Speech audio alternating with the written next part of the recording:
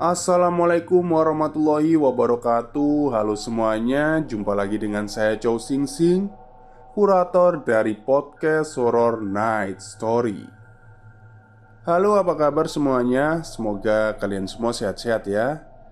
Dan seperti biasanya pada siang hari ini saya kembali dan akan membawakan sebuah kisah mistis untuk kalian semua.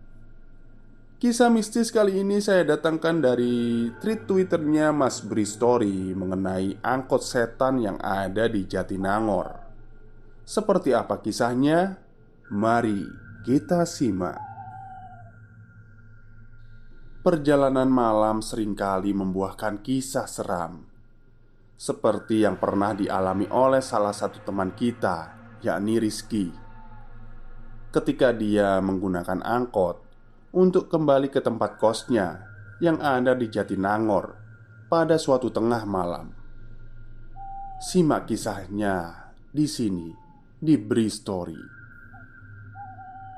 Halo, aku Rizky, mahasiswa angkatan 2005, salah satu kampus di Jatinangor, Jawa Barat. Yang akan aku ceritakan kali ini adalah peristiwa yang aku alami sendiri pada tahun 2006. Begini ceritanya. Seperti mahasiswa lain yang berasal dari luar daerah di mana letak kampus berada, aku yang berasal dari Sukabumi harus ngekos juga. Tempat kosku nggak terlalu jauh dari kampus, masih bisa dijangkau dengan jalan kaki untuk pulang pergi kuliah. Dan sama juga dengan sebagian besar anak kos lainnya, aku juga mengandalkan transportasi umum kalau harus ke tujuan agak jauh. Salah satunya angkot. Ngomong-ngomong soal angkot, boleh dibilang aku sangat jarang menggunakannya karena tempat kos berada di tengah-tengah. Jadi kalau mau kemana-mana masih bisa dijangkau dengan berjalan kaki. Terus kalau mau ke tempat tujuan jauh naik apa? Nah, kalau melihat letak di mana Jatinangor berada, yaitu di antara kota Bandung dan Sumedang, aku dan teman-teman, kalau memang ingin bepergian cari hiburan ke kota besar, akan lebih memilih ke Bandung. Untuk menuju Bandung, kami akan menggunakan bis Damri sebagai alat transportasi. Karena kalau naik angkot, entah kapan akan sampai. Abadi macetnya. Ya begitu. Aku jarang naik angkot kalau nggak terpaksa. 15 tahun yang lalu, Jatinangor masih terbilang sepi. Angkot masih belum banyak sekarang. Belum banyak jumlahnya. Angkot juga masih sedikit penumpangnya. Jarang sekali aku melihat angkot yang penuh dengan penumpang. Kenapa aku sampai memperhatikan penumpang angkot waktu itu? Ada alasannya. Jadi gini, pada semester awal aku kuliah sempat beredar cerita seram mengenai angkot.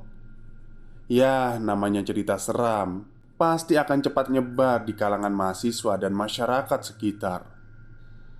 Waktu itu beredar cerita yang katanya di sekitaran Jatinangor ada angkot setan. Angkot setan. Ya, angkot setan. Cerita yang berawal dari katanya ada mahasiswi yang ditemukan pingsan di pinggir jalan pada malam hari. Usut punya usut.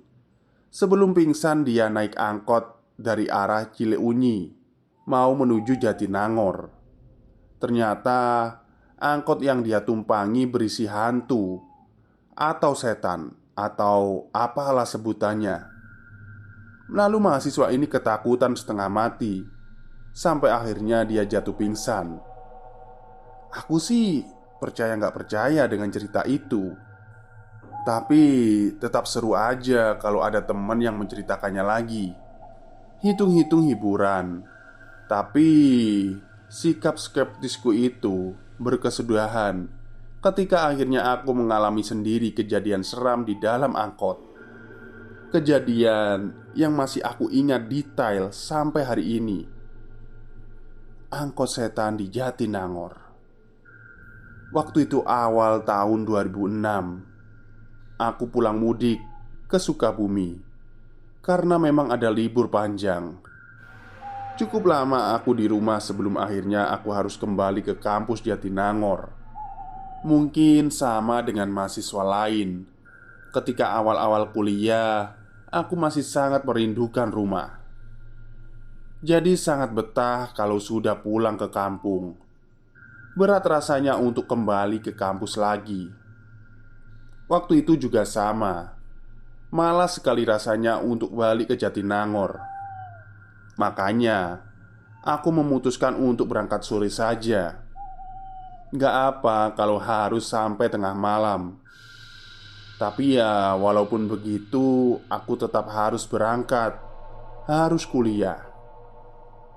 Aku ingat sekali kalau hari itu hari Jumat. Aku ada jadwal kuliah awal. Makanya aku memutuskan untuk berangkat dari Sukabumi hari Kamis sore. Singkatnya jam 3 sore aku sudah ada di terminal. Biasanya aku naik bis jurusan Sumedang. Tapi entah kenapa hari itu aku sama sekali nggak melihat penampakannya. Nggak ada bis ke arah Sumedang. Sampai menjelang jam 5 aku masih belum juga melihat bis yang aku tunggu-tunggu itu. Ah, daripada sampainya tengah malam, mending naik bis ke Garut aja lah. Begitu pikirku dalam hati. Ya sudah, karena sudah jam 5 lewat. Akhirnya aku naik bis ke arah Garut. Nantinya aku akan turun di ujung tol Cileunyi. Dari situ aku akan naik ojek sampai ke tempat kos. Atau kalau masih ada, aku akan naik angkot. Begitulah rencananya. Kamis itu cuaca Sukabumi gerimis seharian. Mendung sudah pasti jadi kepastian. Aku berpikir hanya di Sukabumi saja yang seperti itu. Tapi ternyata enggak. Sepanjang jalan hujan tak berkesudahan dengan intensitas ringan sedang. Bis Garut yang sudah aku tumpangi ini enggak terlalu penuh. Mungkin karena saat itu bukan akhir pekan. Perjalanan akan memakan waktu 4-5 jam. Perkiraanku paling lambat jam 11 sudah sampai. Tapi ternyata meleset. Jam setengah 11 aku masih di Ciranjang. Jangankan Jatinangor, Bandung pun masih jauh. Itu terjadi karena sebelumnya ada kecelakaan yang menyebabkan kemacetan panjang. Untunglah, selepas itu perjalanan perlahan mulai lancar, walau masih agak tersendat. Sementara itu, di luar masih hujan. Gerimisnya terus turun. Gelapnya malam menjadikan aku nggak bisa menikmati pemandangan. Jadinya tidur yang ada. Apalagi setelah lepas dari kemacetan, aku semakin terlelap. Aku kaget, lalu terbangun mendengar teriakan keras kondektur kalau bis sebentar lagi akan sampai di ujung jalan tol Cileunyi. Aku melihat jam tangan. Ternyata sudah jam 1 lewat sedikit. Aduh, lama amat perjalanan. Masa sampai Cileunyi jam 1? Aku terheran-heran setelah nyawa sudah terkumpul semua. Ya sudahlah, aku lalu bersiap-siap untuk turun. Karena bis ini jurusan Garut. Jadi kalau aku perhatikan, penumpangnya kurang lebih masih sama jumlahnya. Belum banyak berkurang. Mungkin nanti di Cileunyi akan banyak yang turun. Selanjutnya, roda bis terus berputar, menggelinding, menyusuri jalan tol pada Lunyi. Kecepatannya berkurang perlahan karena nggak jauh di depan sudah terlihat gerbang tol terakhir. Oh ya, ternyata hujannya rata. Sampai di titik ini pun di luar masih hujan. Cukup lebat malahan. Aku sudah berdiri dari duduk. Dan benar dugaanku, ternyata memang sudah banyak penumpang yang akan turun di tempat yang sama. Gak banyak sih, adalah beberapa. Tapi melihat itu, aku jadi agak lega karena nggak akan sendirian di tempatku turun nantinya. Sekali lagi aku melihat jam tangan. Sudah pukul 1:10. Setelah melewati gerbang tol, mungkin sekitar 2 atau 3 menit kemudian, bis akhirnya berhenti. Waktu itu, perhentian bis di ujung tol Cileunyi hanya di pinggir jalan, di depan warung-warung kecil, bukan di terminal. Dalam keadaan hujan deras, akhirnya aku turun dari bis bersama dengan penumpang lainnya. Kami berlarian menuju ke arah yang berbeda, menghindari hujan deras supaya nggak basah kuyup. Aku bersama 2 orang penumpang lain kemudian berteduh di depan warung kecil di pinggir jalan yang sudah tutup. Sementara itu, bis yang aku tumpangi melanjutkan lagi perjalanannya. Beberapa menit lamanya kami berdiri berteduh. Sampai akhirnya gak lama kemudian ada 2 motor ojek datang mendekat. Aku yang masih berharap masih akan ada angkot, dan melihat hujan juga semakin deras, gak terlalu bersemangat melihat 2 ojek itu. Lalu aku membiarkan 2 orang yang bersamaku untuk pergi naik 2 ojek itu, meninggalkan aku sendirian. Ya, akhirnya aku sendirian karena memilih tetap berdiri berteduh di depan warung gelap, dengan masih berharap ada angkot yang akan lewat. Saat itu mungkin karena hujan deras dan sudah lewat tengah malam, suasananya sangat sepi. Kendaraan yang lewat melintas hanya sesekali. Begitu terus selama beberapa menit ke depan. Lalu entah hanya perasaan saja atau gimana, tapi aku merasa kalau tiba-tiba suasananya memang semakin sepi dan hening. Aku mengesampingkan suara hujan. Sama sekali gak ada pergerakan atau suara lain. Aku berdiri di bawah atap warung. Bukannya aku jadi kering tanpa terkena air hujan, tapi tubuhku tetap basah karena cipratan. Menit berikutnya suasana jadi tambah seru ketika angin mulai bertiup kencang, membuat air hujan jadi semakin sering lagi mampir ke badan. Aku jadi menyesal. Kenapa tadi nggak naik ojek saja, malah memilih harus tabah menunggu angkot. Yang seharusnya aku sadar kalau saat itu hampir mustahil akan ada angkot yang lewat. Entah apa yang ada di pikiranku saat itu. Detik berganti detik, menit berganti menit. Aku belum juga melihat kendaraan lewat. Sepi dan kosong.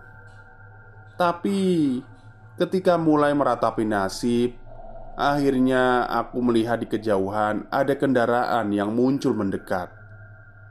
Kilatan cahaya lampu yang gak terlalu terang, seperti berjuang mati-matian menembus gelap dan derasnya air hujan. Aku yakin itu lampu mobil kecil kalau dilihat dari bentuknya. Aku terus memperhatikan. Lampu mobil berjalan ke arahku, mendekat dan semakin mendekat. Hujan deras membuat aku belum juga melihat sang empunya lampu dengan jelas. Semoga ini angkot. Begitu harapku dalam hati. Benar saja, itu angkot. Ketika sudah tinggal beberapa meter jarak kami, aku sudah bisa memastikannya. Lalu angkot ini berhenti persis di hadapan. "Kampus Unpad, Pak?" tanyaku kepada supirnya. Pak supir mengangguk. Lalu aku masuk ke dalam angkot. Walaupun kursi depan kosong, tapi aku lebih memilih untuk duduk di belakang. Entah apa alasannya waktu itu. Setelah sudah di dalam, aku akhirnya tahu kalau angkot ini dalam keadaan kosong. Penumpangnya hanya aku seorang. Karena itulah aku memilih untuk duduk di dekat pintu. Gak apalah terkena air hujan. Toh sudah nyaris basah kuyup. sejak dari warung tadi. Sepertinya Pak Supir gak berniat untuk menunggu penumpang lain. Setelah aku naik, dia lalu menjalankan mobilnya walau perlahan. Dalam derasnya hujan, kami menembus malam menyusuri jalan yang masih sepi. Sama sekali gak ada kendaraan. Mungkin karena sudah malam dan hujan deras pula. Begitu pikirku dalam hati ketika melihat itu semua. Melihat kalau sama sekali gak ada kendaraan lain di jalan raya kecuali angkot yang sedang aku tumpangi ini. Aneh sih, tapi ya sudahlah. Lalu ada satu keanehan lagi. Aku merasakan kalau angkot berjalan sangat pelan.